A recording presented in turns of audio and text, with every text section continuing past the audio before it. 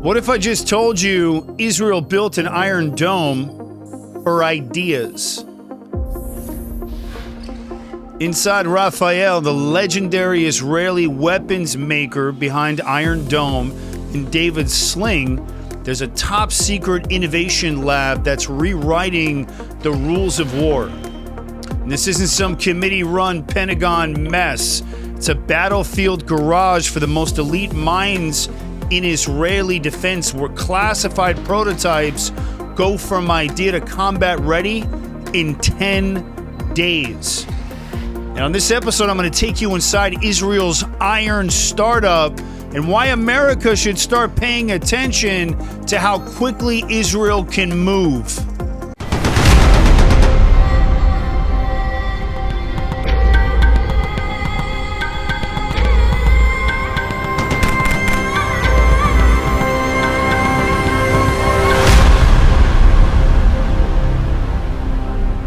So what we've got here is a defense giant with a startup heart. You've heard of the company Rafael. If you haven't, it's the company behind the Iron Dome, David's Sling, and soon Light Shield, which is being developed right now. But deep inside this defense Goliath is something no one expected.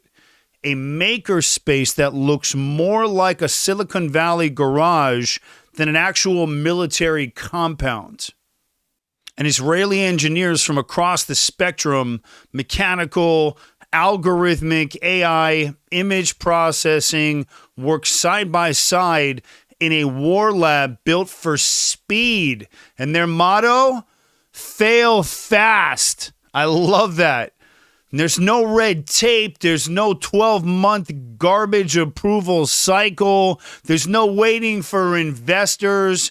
Just 3D printers, high-powered machines that'll take your finger off, and a mandate. Bam! And it builds what the soldiers need right now. So during the recent war in Gaza, this lab didn't sit on the sidelines. It literally went to war. And reservists inside the lab were developing real-time solutions for battlefield problems while also serving in the field, which is an incredible ability. A unit needed tech, they ran off and built it, and they did it fast. And so from pitch to prototype to field deployment, 2 weeks, done. One vehicle outfitted with comms, camera, computer, was built in 10 days. It already credited with saving lives. And that's not theory. That's actual operational impact. And so this isn't just about drones and gadgets. Rafael is also pioneering battlefield AI, and I've done a couple episodes on AI on the show.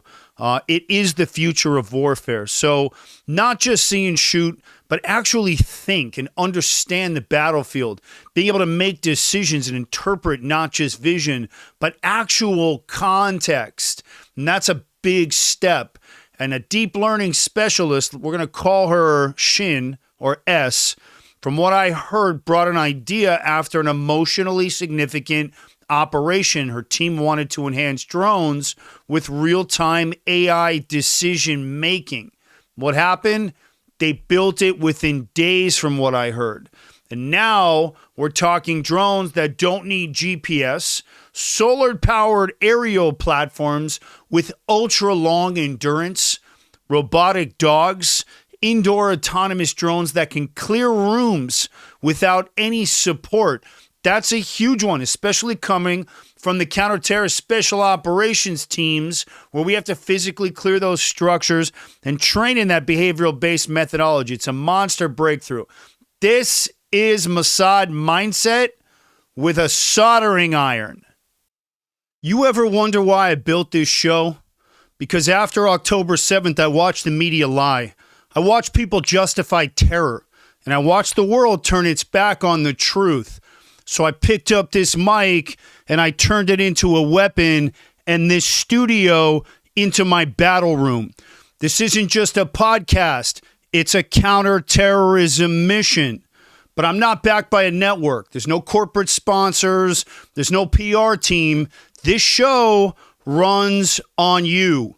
And if the truth matters to you, and if you've ever said, finally, someone standing up and said it, then help me keep it going. You can donate directly, or you can pick up my deep concealment holster, same one I trained Keanu Reeves on for John Wick, runs below the waistband, never gonna fall off you in lightning fast draw with just a little bit of training. Or you can grab a 3-pack of the Aaron Cohen famous Merkava Coffee, strong enough to fuel counterterrorism. Or you can grab a signed copy of my best-selling memoir, Brotherhood of Warriors, the story behind the fight. My memoir is the first American to serve in Israel's top special operations counterterror unit. Every dollar pushes the mission forward. Click the link below to support the show, because never again means now. But as I was putting together this particular episode, I was thinking about this. Soldiers won't trust a robot they didn't help have something to do with, and in this case, help build. And that's why Rafael embeds engineers with combat units. I think it's brilliant. They actually watch the operations. They're taking notes. They're filming. Then they go back to the lab, build what actually works and not what looks good in some PowerPoint. So, in my opinion, having Gaza for that last 18 months has been a real battlefield gem. And they're even building custom battlefield language models. Commanders can give robots orders using natural speech.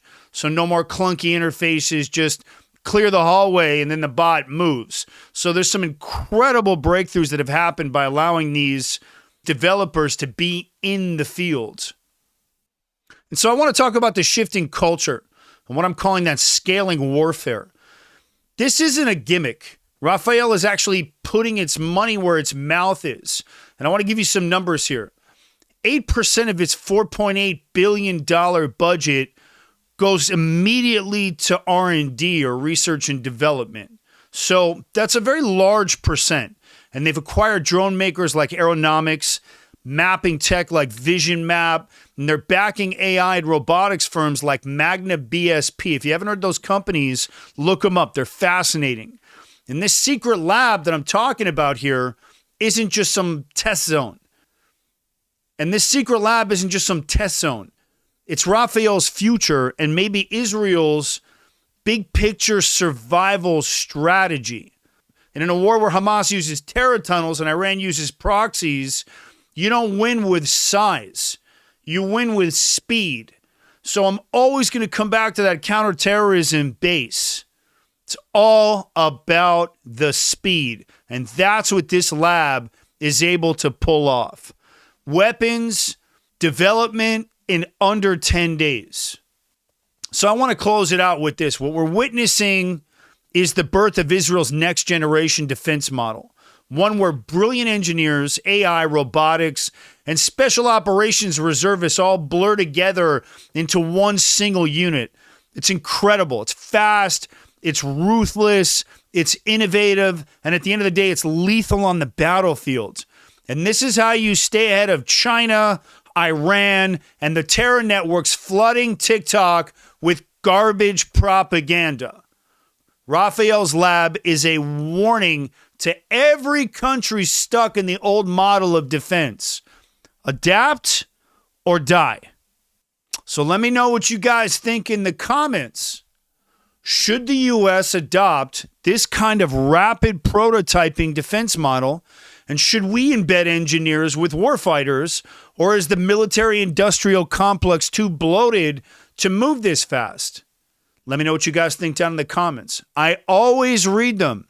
And as always, to my Cohen commandos, if you want to support the show, the mission to defend Israel, expose lies, and bring proper level truth to the front lines, donate directly, link below, grab the holster I designed for Keanu for John Wick, or grab yourself a 3-pack of Merkava Coffee, or a signed copy of my best-selling memoir.